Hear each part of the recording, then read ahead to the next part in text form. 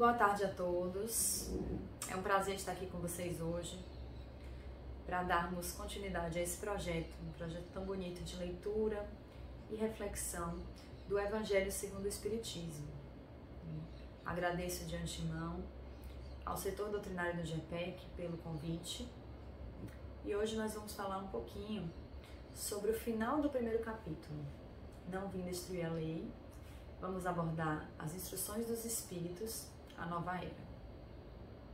Meu nome é Ludmila Almeida, eu sou trabalhadora do GPEC, faço parte do setor doutrinário, do curso básico de Espiritismo, também do grupo de estudo Allan Kardec, da equipe de passes.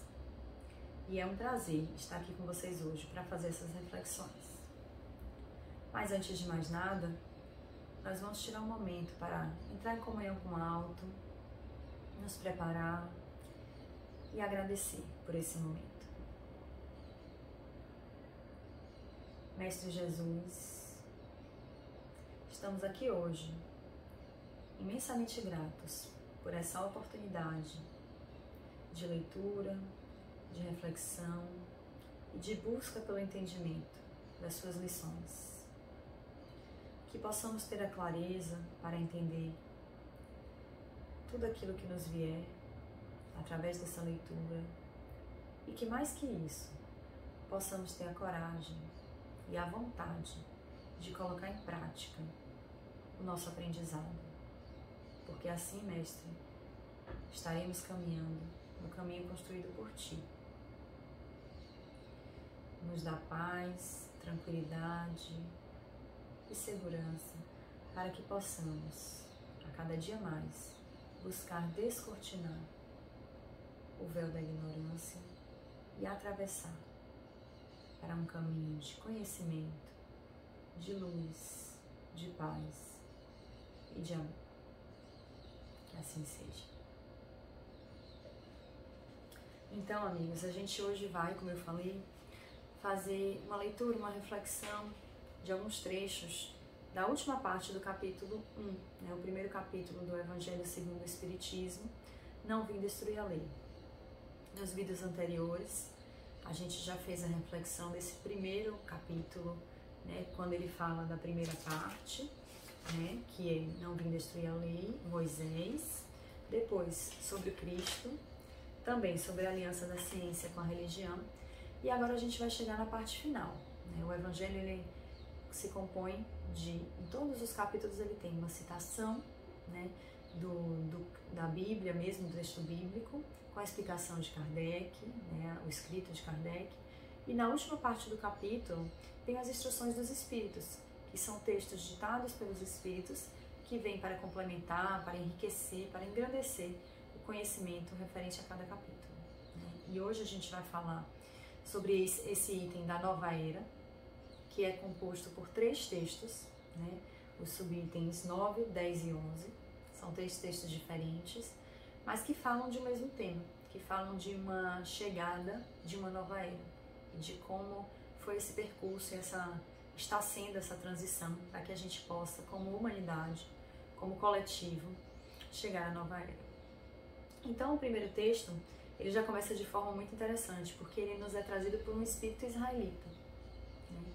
Israel, que é uma terra originalmente de não cristãos, a maioria da população de Israel do passado e atualmente são judeus, e esse espírito israelita, que é um estudioso e que vem nos trazer essa palavra, traz com muita sabedoria algumas narrativas e algumas colocações sobre a vinda de Moisés, a princípio.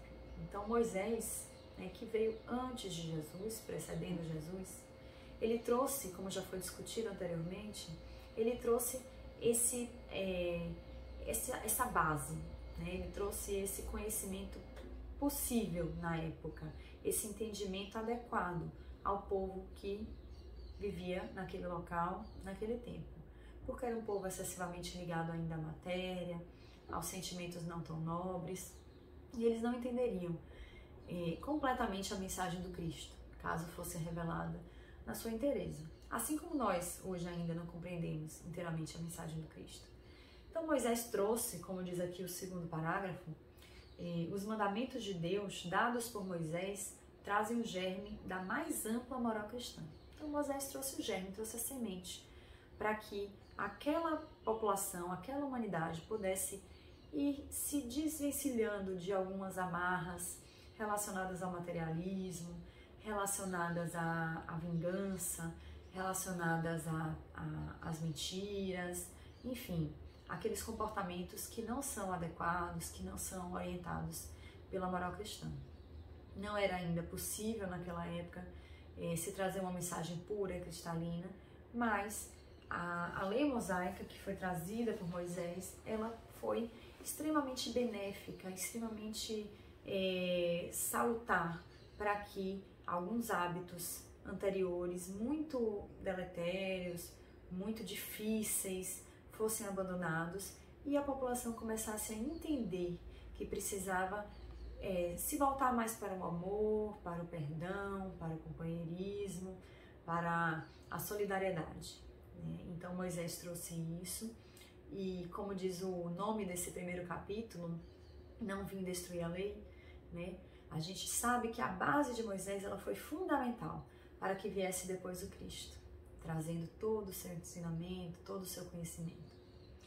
Então, no quarto parágrafo desse item, né, do item 9 do Espírito Israelita, nós temos aqui um trechinho que eu vou ler para vocês, né, sobre o Cristo.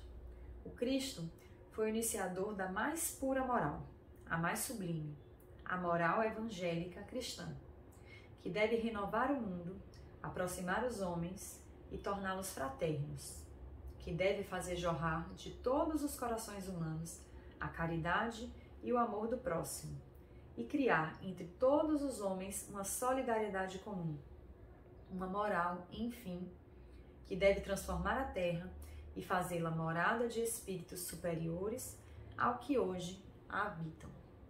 Então, o que é, né, essa morada de espíritos superiores, né?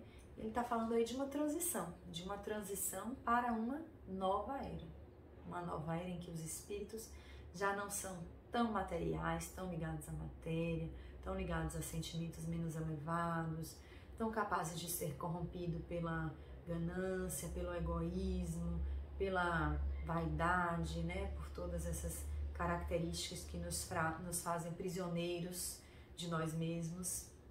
E essa nova era, ela é traçada, ela está lá no fim desse caminho, que é a moral cristã.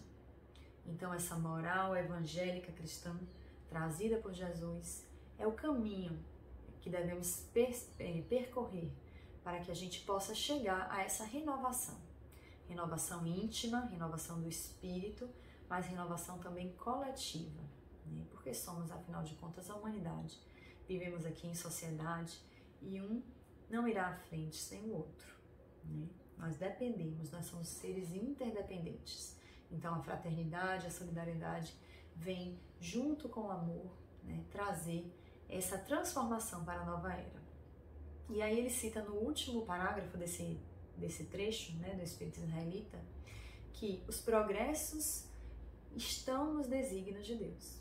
Então, meus amigos, se estão nos desígnios de Deus, só nos resta cumprir, só nos resta nos preparar, só nos resta seguir em frente, né? E o caminho nos é dado, o caminho veio até nós.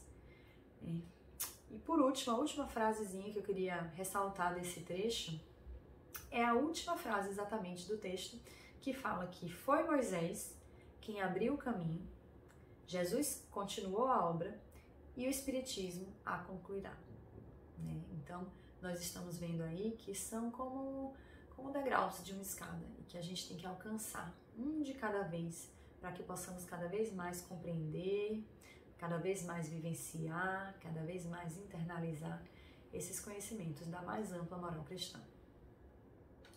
E aí nós vamos seguir para o segundo texto, que é um texto de Fénelon, né, em 1861.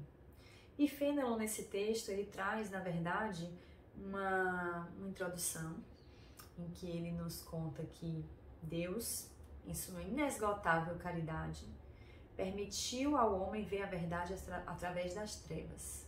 E aí ele cita que nesse momento foi o advento do Cristo, né? Então que Cristo veio para nos mostrar a verdade através das trevas. E isso decorrente da caridade de Deus.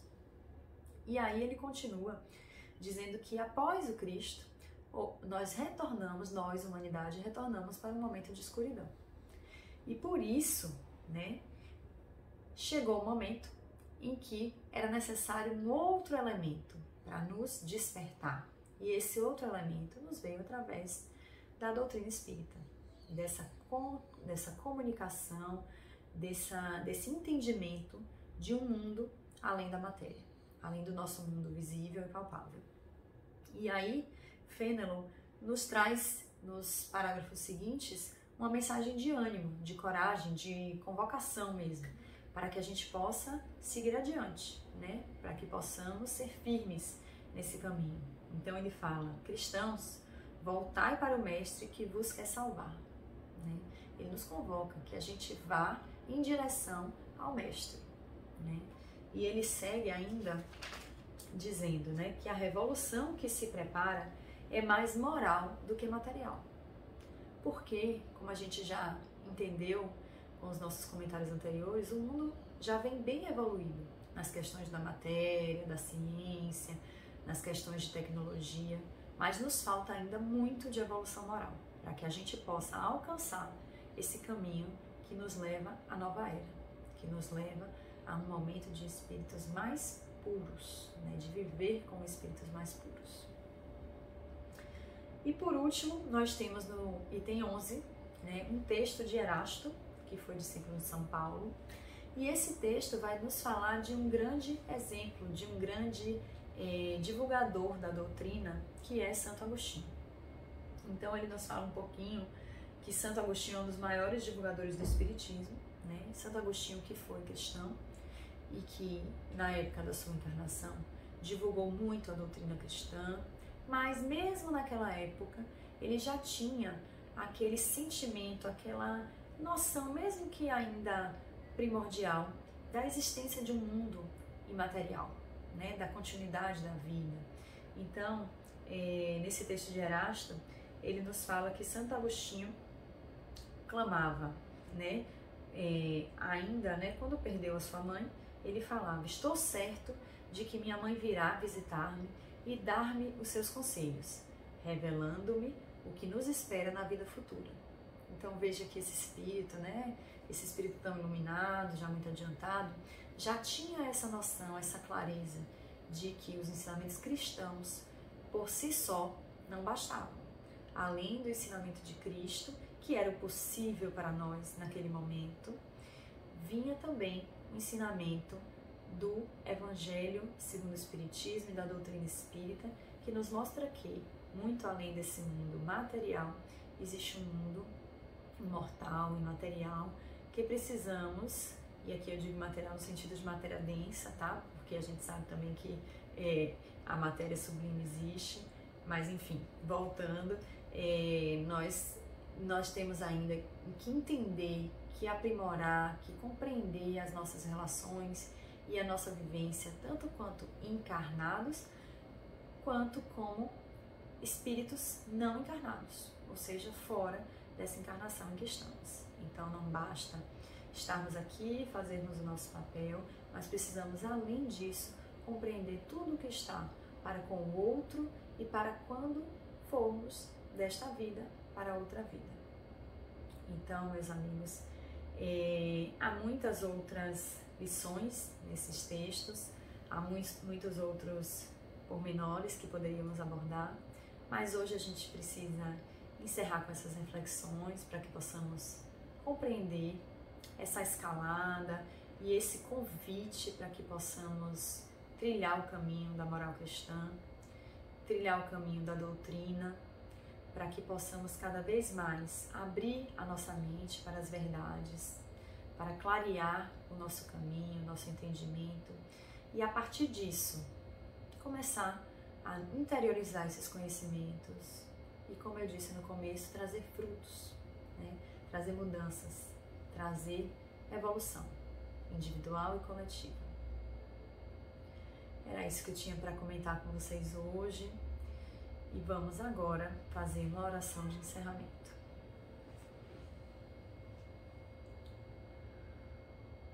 Ó Pai misericordioso, agradeço-te, Senhor, por esse momento, por essas reflexões, por essa oportunidade de crescimento. Somos, Senhor, seus servos e somos gratos a tudo que recebemos de Ti. Mas, diante da nossa pequenez, pedimos também que nos abençoe, que abençoe a nossa família, aos nossos amigos encarnados e desencarnados, aos espíritos que porventura nos fazem companhia e que precisam também desses ensinamentos e desses conhecimentos.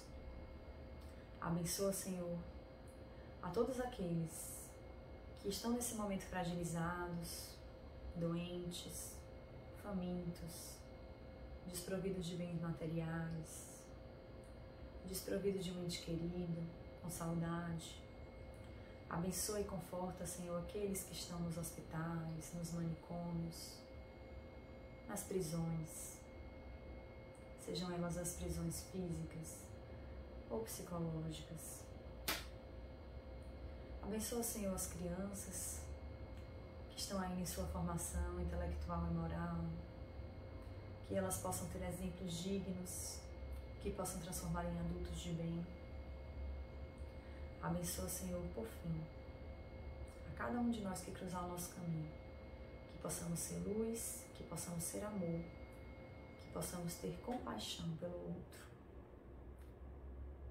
Que assim seja. Obrigado, amigos, pela companhia, pela reflexão. E eu gostaria de convidar a todos vocês para que possamos também, no próximo domingo, dar continuidade ao nosso estudo, no capítulo 2. E todos os domingos à tarde estaremos juntos fazendo essa leitura e essa reflexão. Até a próxima. Muito obrigada.